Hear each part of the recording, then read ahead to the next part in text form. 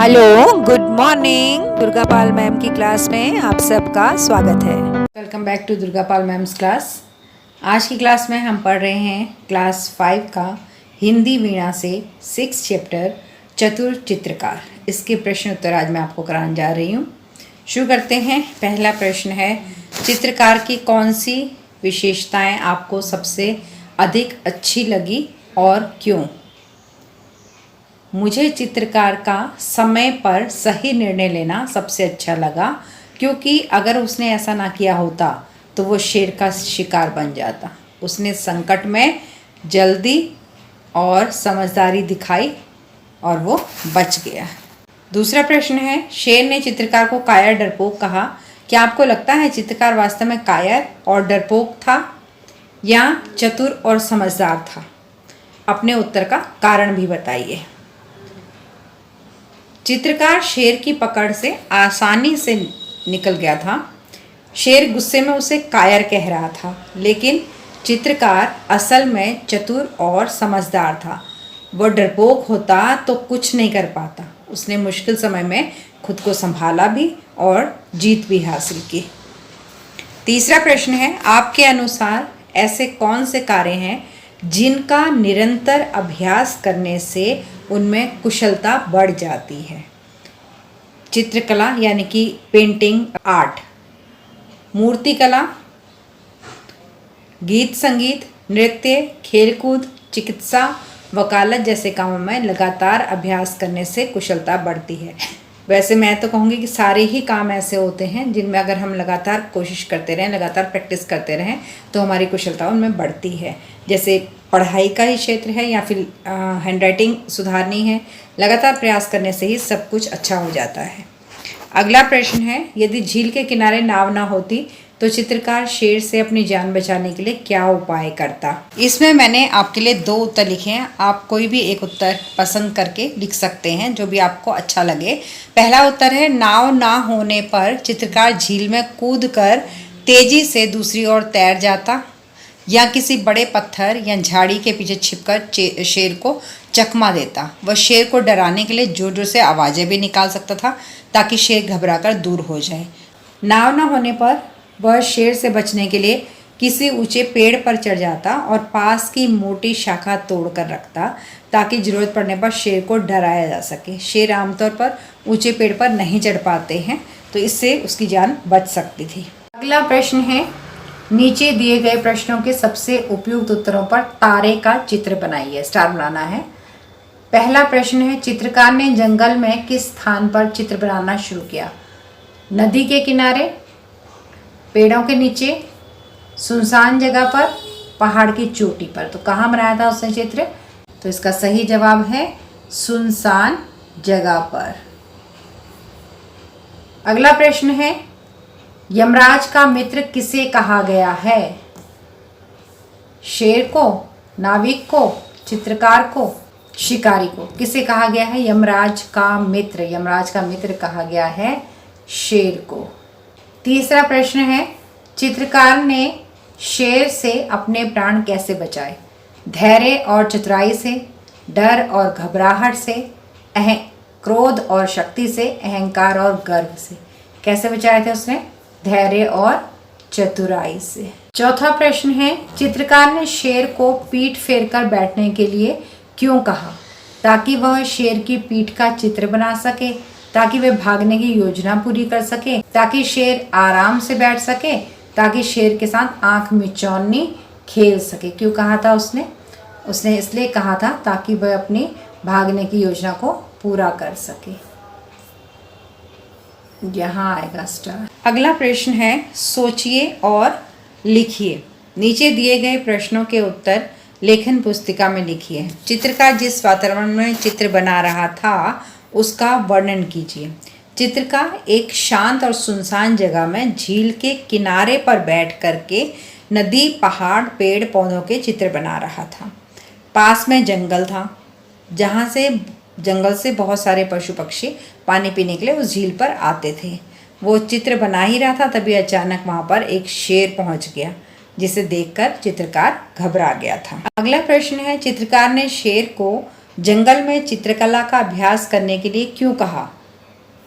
देखिए, जब शेर चित्रकार को पकड़ने की कोशिश कर रहा था और उसे ठहरने को कह रहा था, तो चित्रकार उसकी चाल समझ गया था। उसने शेर को टालने के लिए कहा कि ये सब सामान जो मेरा यहाँ रह गया ना, इसे आप ही रख लीजिए और जंगल में चित्रकला का अभ्यास कीजिए।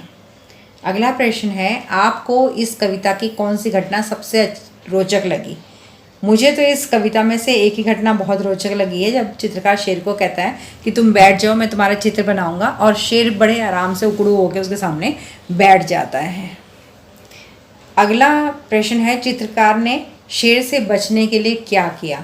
चित्रकार ने पहले शेर को अपने सामने सुंदर चित्र बनाने के लिए कहा कि तुम बैठो, मैं तुम्हारा सुंदर सा चित्र बनाता हूँ। फिर आगे का चित्र उसने बना दिया। फिर शेर से उसने कहा कि अब तुम पीछे पीठ करके बैठ जाओ, मैं तुम्हारे पीछे का चित्र बनाता हूँ।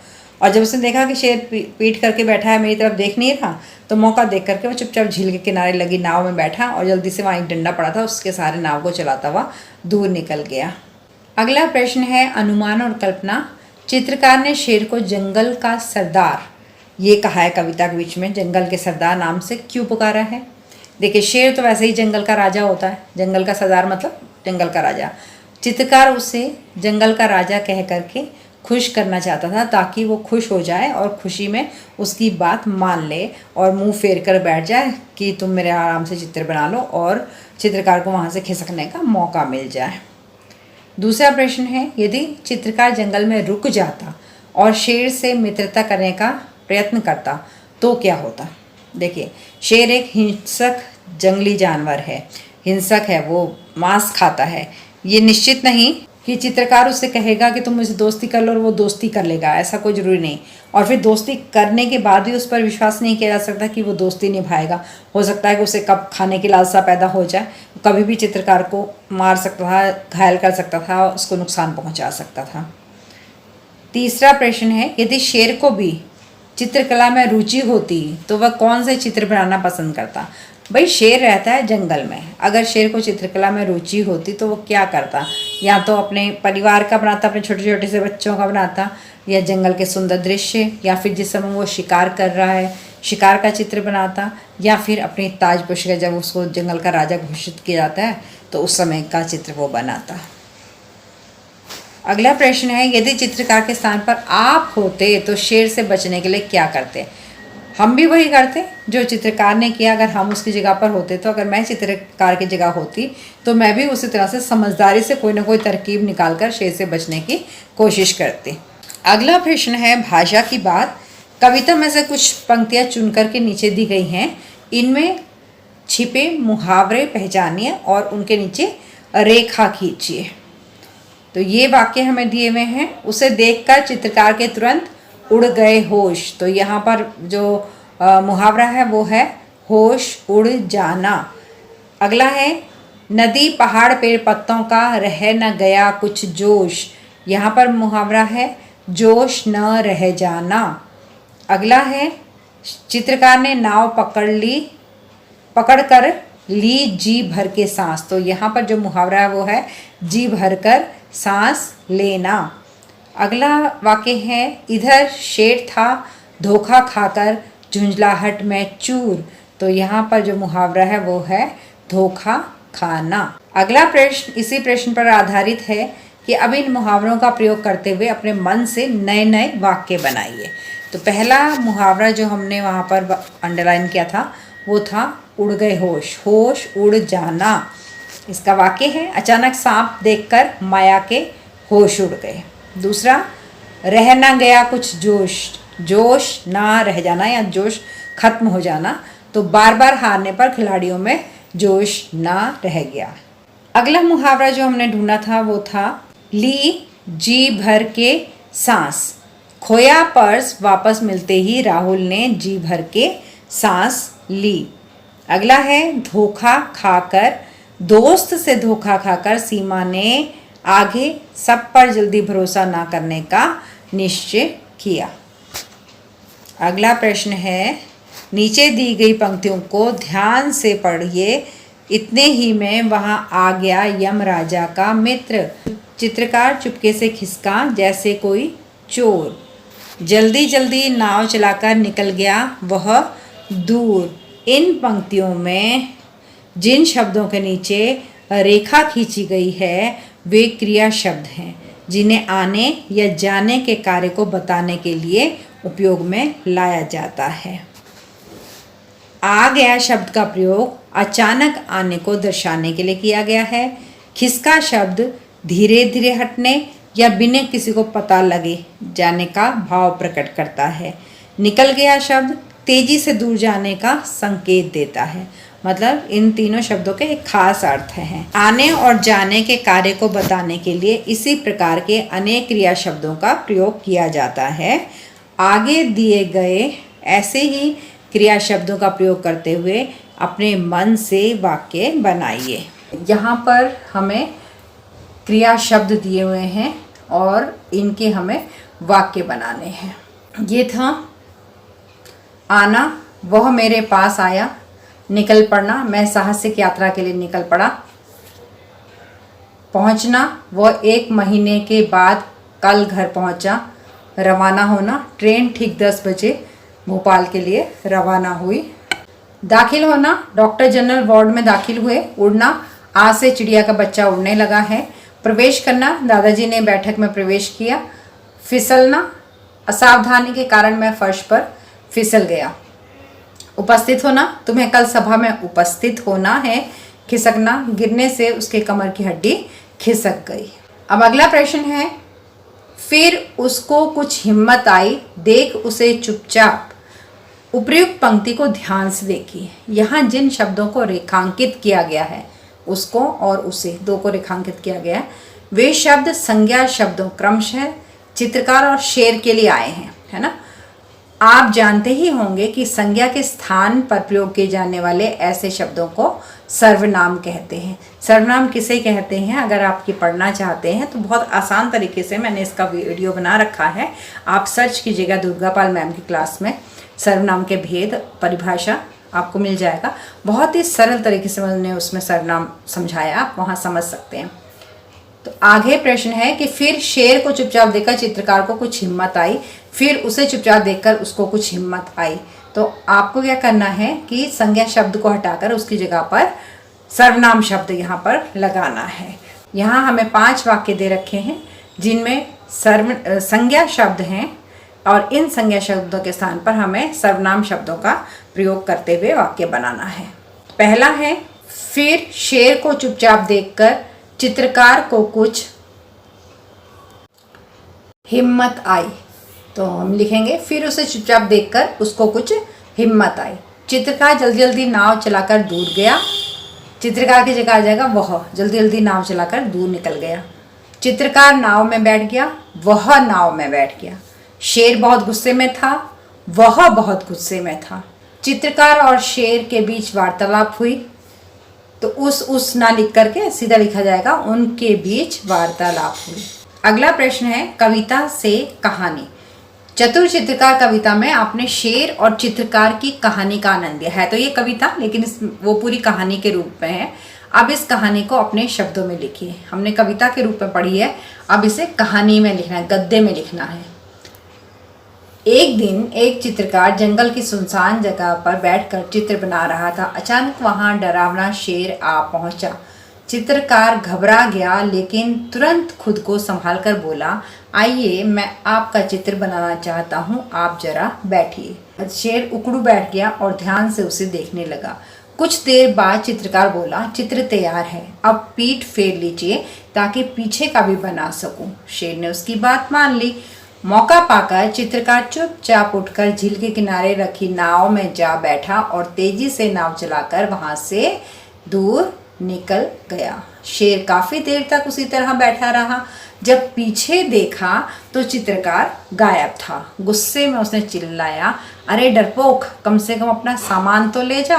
दूर से चित्रकार ने हंसकर जवाब दिया, उसे आप ही रखिए और जंगल में चित्रकला का अभ्यास कीजिए। अगला प्रश्न है, इस कहानी के अंत में चित्रकार नाव में बैठकर दूर चला जाता है। अपनी कल्पना से इस कहानी का अंत बदल कर लिखिए। अंत में क्या हुआ था कि चित्रकार नाव में बैठ करके वहाँ से भाग लिया था कि शेर उसे नुकसान ना पहुँचाए, लेकिन अब हमें कहा है कि हम अपनी कल्पना शक्ति से इस कहानी का अंत बदल दें, कुछ और कर दें। उदाहरण के लिए चित्रकार शेर से मित्रता कर लेता है, मतलब कि चित्रकार को भागना नहीं पड़ता, दोनों की फ्रेंडशिप हो जाती है। तो कैसा रहेगा? चित्रकार ने शेर को सामने बैठाकर कहा, मैं आपका चित्र बनाऊंगा लेकिन आप मुझसे वादा कीजिए कि आप मुझे नुकसान नहीं पहुंचाएंगे। शेर ने सिर हिलाया। चित्रकार ने उसका सुंदर चित्र बनाया और धीरे धीरे उससे बातें करने लगा। बातचीत में शेर शांत हो गया और दोनों के बीच दोस्ती हो गई। अब चित्रकार जब भी जंगल आता, शेर उसका स्वागत करता और वे दोनों साथ बैठकर चित्र बनाते। दूसरी सिचुएशन हमें दे रखी है क्वेश्चन में कि शेर चित्र बनाने में चित्रकार की मदद करता है। जब शेर चित्रकार के सामने बैठा था तो उसने उत्सुक होकर पूछा, तुम क्या कर रहे हो? चित्रकार ने समझाया, मैं जंगल के सुंदर दृश्य और आपका चित्र बना रहा हूँ। शेर को मजा आने लगा। उसने अपने पंजों से रंग घोल कर लाने और ब्रश पकड़ाने में मदद की। दोनों मिलकर सुंदर सुंदर चित्र बनाते रहे। धीरे धीरे शेर को चित्रकला का शौक हो गया और वह चित्रकार का साथी बन गया। अगला प्रश्न है बातचीत। नीचे दी गई शेर और चित्रकार के मध्य बातचीत को अपनी कल्पना से पूरा कीजिए। एक डायलॉग हमें सिर्फ दे रखा है, ये वाला। चित्रकार, अरे जंगल के राजा, आप चुपचाप क्यों बैठे हैं? अब इसके आगे के डायलॉग हमें पूरे करने थे। शेर, सोच रहा हूँ इंसानों की वजह से जंगल छोटे होते जा रहे हैं, हमारे रहने की जगह कम हो रही है। चित्रकार, हाँ, पेड़ काटने और गंदगी फैलाने से प्रकृति को बहुत नुकसान हो रहा है। शेर, अगर ऐसा ही चलता रहा तो न जंगल रहेगा, न जानवर और ना ही इंसानों को स्वच्छ हवा पानी मिलेगा। चित्रकार, मैं अपने चित्रों से लोगों को संदेश दूंगा कि जंगल और जानवरों को बचाना कितना जरूरी है। शेर, बहुत अच्छा, सब मिलकर प्रकृति की रक्षा करेंगे तो ही सब सुख शांति से रह पाएंगे। अगला प्रश्न है, तुलना करनी है। चित्रकार और शेर की विशेषताओं की तुलना कीजिए और उचित स्थान पर सही या फिर गलत का चिन्ह लगाइए। ये हमें चार्ट दे रखा है जिसमें हमें तुलना करनी है। बुद्धिमान, चित्रकार बुद्धिमान था। शक्तिशाली, शेर था शक्तिशाली, चित्रकार नहीं था। डरपोक, चित्रकार डरपोक नहीं था और शेर भी डरपोक नहीं था। चित्रकार बहुत चतुर था, शेर चतुर नहीं था। डरावना, चित्रकार डरावना नहीं था, शेर डरावना था। साहसी, चित्रकार साहसी था, उसने साहस दिखाया, तभी उसके दिमाग में इतनी बातें आई, उसने अपने आप को शेर से बचा लिया। और शेर तो साहसी होता ही है। भोला, चित्रकार भोला नहीं था, चित्रकार बहुत चतुर था। यहाँ पर शेर भोला था जो उसकी चित्रकार की चालाकी को समझ नहीं पाया कि चित्रकार क्या करने वाला है। जिज्ञासु, जिज्ञासा चित्रकार के अंदर भी थी और जिज्ञासा शेर के अंदर भी थी। चित्रकार के अंदर जिज्ञासा थी क्योंकि वो नदी के सुनसान जगह पर जाकर चित्र बना रहा था। वो वहाँ के चीज़ों को अपने चित्र में उतारना चाहता था, उसके अंदर अच्छी चित्रकला करने की जिज्ञासा थी। और शेर भी जिज्ञासु था क्योंकि वो जब चित्रकार ने कहा कि तुम यहाँ पर बैठ जाओ तो वो उकड़ू होकर बैठ गया और लगातार चित्रकार को देखे जा रहा है कि उसके अंदर जिज्ञासा था कि ये कैसी तस्वीर बनाता है, किस तरह से बनाता है। तो इस तरह से दोनों ही ये जिज्ञासु। अगला प्रश्न है पाठ से आगे। चित्रकार अपनी चतुराई का प्रयोग करके संकट से बच गया था। क्या कभी आपने किसी संकट का सामना करने के लिए अपनी चतुराई दिखाई है? उस अनुभव को कक्षा में साझा कीजिए। एक बार हम स्कूल की पिकनिक पर गए थे। खेलते खेलते मेरा बैग बस में रह गया और बस आगे बढ़ गई। उसमें मेरा मोबाइल और पैसे भी थे। पिकनिक पे गए थे इसलिए मोबाइल और पैसे थे। पहले तो मैं घबरा गया, फिर मैंने जल्दी से बस ड्राइवर का नंबर अपने दोस्त से लिया और उसे फ़ोन करके बस रुकवाने को कहा। बस कुछ ही दूरी पर रुकी, मेरा बैग सुरक्षित मिल गया। इस तरह मैंने घबराने की बजाय समझदारी से काम लेकर समस्या हल कर ली। दूसरा प्रश्न है, क्या आपने कभी किसी की संकट में सहायता की है? बताइए कि आपने कैसे सहायता की थी। पिछले साल गर्मियों में हमारे शहर में अचानक जोरदार बारिश और बाढ़ जैसी स्थिति बन गई। मोहल्ले के पास वाली गली में एक पिल्ला यानी कि पपी डॉग का बच्चा नाले में फंस गया था। लोग देख रहे थे पर डर के कारण कोई उसे पकड़ने नहीं जा रहा था। मैंने और मेरे दोस्त ने प्लास्टिक का बड़ा सा एक डिब्बा लिया और एक पुरानी रस्सी ली, डिब्बे को नाले में डाला और धीरे धीरे पिल्ले को उसमें चढ़ने दिया। जैसे ही पिल्ला अंदर आया हमने डब्बा ऊपर खींच लिया। भीगने धोने में हम दोनों की हालत खराब थी लेकिन पिल्ला सुरक्षित था। फिर हमने उसे लाकर सुखाया, दूध पिलाया और बाद में पशु चिकित्सक के पास ले गए। ये छोटी सी मदद करने के बाद जो संतोष मिला वह किसी इनाम से कम नहीं था। अगला टॉपिक है क्वेश्चन का, चित्रकार का विद्यालय। कल्पना कीजिए कि चित्रकार ने जंगल में एक चित्रकला विद्यालय खोला है, आर्ट स्कूल। आप इस विद्यालय का कोई नाम सुझाइए और इसके बारे में कुछ वाक्य अपनी लेखन पुस्तिका में लिखिए। नाम देना है और उसके बारे में जिक्र करना है। चित्रकार ने जंगल में एक अनोखा कला विद्यालय खोला, उसका नाम रखा है हरित कला निकेतन। ये विद्यालय पेड़ों की छाया में कलकल करती नदी के किनारे बसा हुआ है। यहाँ बच्चे और जानवर दोनों ही प्रकृति के रंगों से खेलते हुए चित्र बनाना सीखते हैं। हर कक्षा खुले आसमान के नीचे होती है, जहाँ हवा, धूप और पक्षियों की चहचहाट पढ़ाई का हिस्सा बन जाते हैं। इस विद्यालय में केवल चित्रकला ही नहीं बल्कि प्रकृति से प्रेम करना भी सिखाया जाता है। अगला प्रश्न है, इस विद्यालय के बारे में एक आकर्षक विज्ञापन बनाइए जिसे पढ़कर जंगल के पशु पक्षियों में इस विद्यालय में प्रवेश लेने की इच्छा जाग जाए। और उदाहरण दे रखे हैं विज्ञापन में क्या क्या लिखना है। प्रवेश जारी है, एक अनोखा विद्यालय आपके पड़ोस में, आइए और सीखिए। तो हमने ये बनाया है विज्ञापन। नाम हमने रखा था हरित कला निकेतन। जंगल के सभी पशु पक्षियों के लिए अनोखा मौका, प्रवेश खुले हैं, पेड़ों, नदियों, आसमान के रंग अपने पंजों या पंखों के कागज पर उतारिए, प्रकृति की गोद में रहकर चित्रकला सीखिए। विशेष सुविधाएं कौन कौन सी मिलेंगी, पत्तों, मिट्टी और फूलों के रंग बनाने की कला, नदियों के किनारे ओपन क्लासरूम, हर महीने रंग महोत्सव, जल्दी कीजिए स्थान सीमित हैं। अंतिम लाइन दी है, आइए अपनी रचनात्मकता को पंख दें। अगला प्रश्न है, खोजबीन अपने अभिभावकों के साथ पशु पक्षियों से संबंधित भारतीय वृत्त चित्र यानी डॉक्यूमेंट्री देखिए और उससे प्राप्त जानकारी कक्षा में साझा कीजिए। जंगल में शांति और सुरक्षा, ये अगला टॉपिक है। मान लीजिए शेर और चित्रकार अच्छे मित्र थे। वे चाहते हैं कि जंगल में सुख शांति रहे। आप उन्हें जंगल में शांति के लिए क्या उपाय समझाएंगे?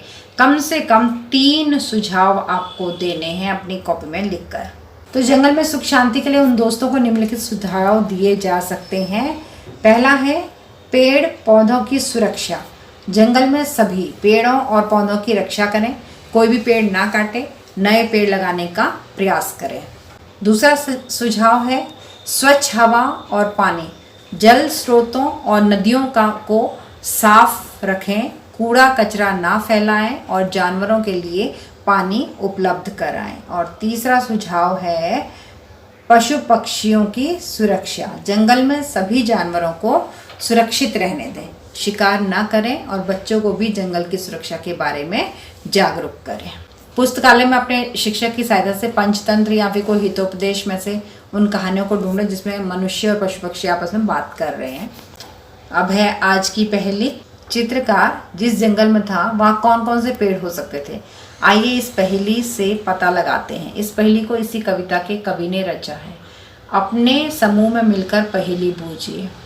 बाबूलाल, मदन मुरलीधर, इला चंद्र हुबलाल, गिरिजा शंकर बेनी, माधव दंडपाणी यशपाल, गणपति काशीराम, कलापी टहल राम, घनश्याम। लेकर गए 1 से दूने, कितने थे कुल आम? इतने नाम जो इन्होंने दे रखे हैं, ये नाम काउंट कीजिए, 14 नाम है, ये 14 नेम्स है। और कहा है कि हर पहले वाले से दुगने आम लेकर गया गया है। तो हमने 1 से शुरू किया कि जो पहला वाला था वो 1 आम लेके गया, तो दूसरा वाला 2 लेके गया, तो तीसरा वाला 4 लेके गया, क्योंकि दुगने लेके जा रहे हैं। 1 का दुगना 2, 2 का दुगना 4, 4 का दुगना 8, 8 का दुगना 16, 32, 64, 128, 256, 512, 1024, 2048, 4096 और 8192। इनका जब हमने टोटल किया तो ये निकल के आता है 16,383 आम। तो इसका मतलब है टोटल आम 16,383 थे। अब दूसरी पहेली है कि ऊपर दी गई कविता में 12 पेड़ों के नाम छिपे हैं, उन नामों को ढूंढिए। जैसे गणपति, कलापी, टहल राम, शब्दों में से पीपल निकलता है। एक अक्षर कई नामों के लिए भी प्रयुक्त हो सकता है। कैसे निकल रहा है इसमें? पीपल, देखिए ये रहा पी, प और ल, तो पीपल ऐसे निकला, मतलब कि नामों के बीच में से शब्द निकाल करके हमें पेड़ों के नाम बनाने हैं। तो ये हो गए पेड़ों के नाम: आम, पीपल, नीम, शीशम, जामुन, बबूल, कटहल, महुआ, बेल, इमली, बरगद और कदम। बच्चों ये थे आपके क्लास 5 वीणा का छठा चैप्टर 6th चैप्टर के चतुर चित्रकार के प्रश्न उत्तर। सारे प्रश्न उत्तर मैंने आपको बहुत सरल और शॉर्ट में करा दिए हैं। आपको सारे प्रश्नों के उत्तर समझ में आ गए हैं, आपने कॉपी में नोट कर लिए हैं। अब आपकी बारी है 4 काम करने की। पहला है लाइक का बटन दबाना, दूसरा है 2 दोस्तों के साथ शेयर करना, तीसरा है दुर्गा पाल मैम की क्लास को सब्सक्राइब करना और चौथा है बेल आइकन को दबाना, ताकि आगे आने वाली वीडियो के नोटिफिकेशन आप तक तुरंत पहुँचते रहें। तो अब चलते हैं, मिलेंगे अगली वीडियो में। तब तक के लिए tata, bye bye and love you all. Thanks for attending Durga Pal Ma'am's class. Please like, share, subscribe and don't forget to leave a lovely comment. Thank you.